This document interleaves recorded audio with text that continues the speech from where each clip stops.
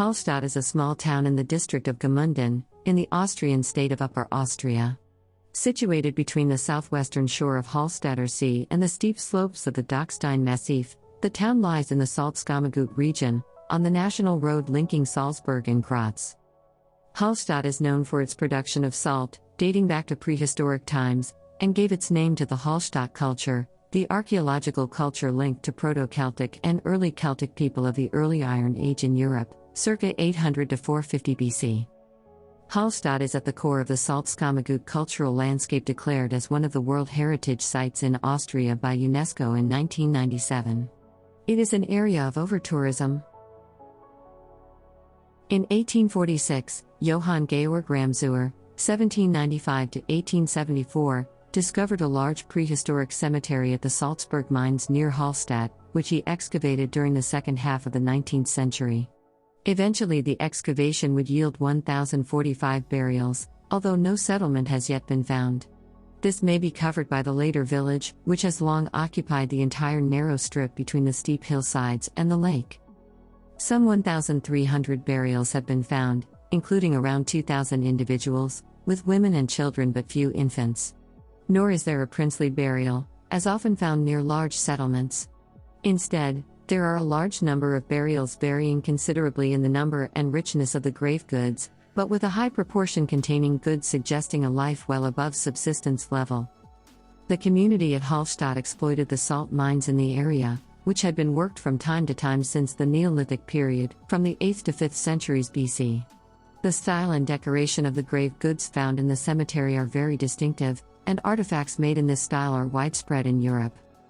In the mine workings themselves, the salt has preserved many organic materials such as textiles, wood and leather, and many abandoned artifacts such as shoes, pieces of cloth, and tools including miners' backpacks, have survived in good condition.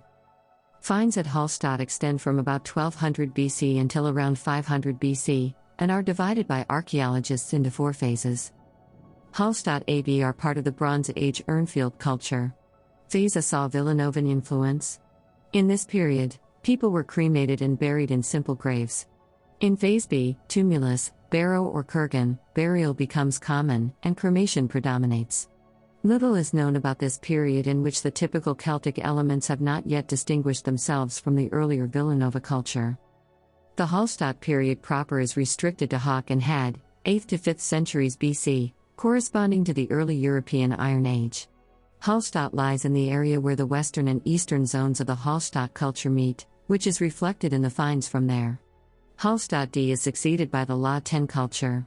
Hallstatt C is characterized by the first appearance of iron swords mixed amongst the bronze ones.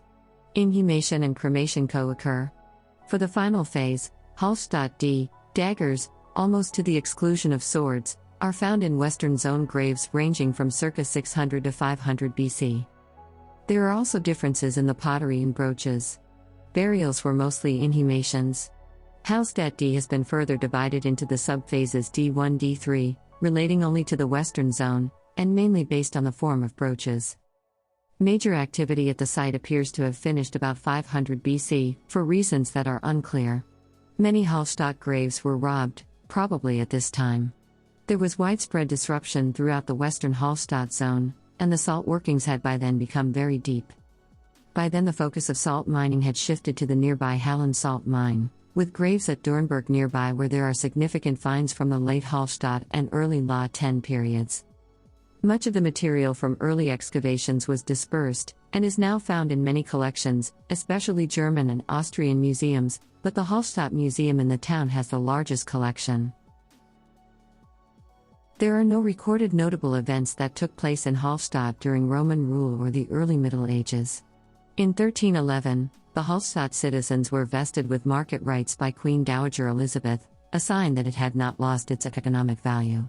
Today, apart from production of salt, which since 1595 has been transported 40 kilometers from Hallstatt to Ebensee via a brine pipeline, tourism plays a major factor in the town's economic life.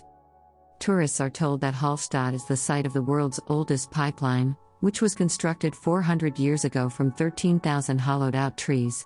There is so little space for cemeteries that every 10 years bones used to be exhumed and removed into an ossuary, to make room for new burials.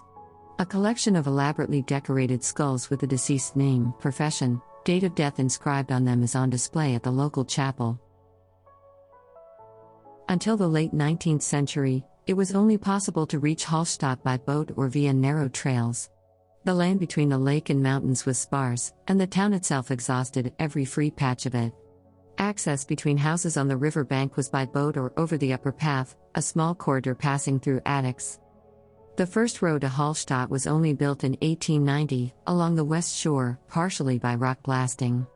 Nevertheless, this secluded and inhospitable landscape counts as one of the first places of human settlement due to the rich sources of natural salt, which have been mined for thousands of years, originally in the shape of hearts owing to the use of antler picks.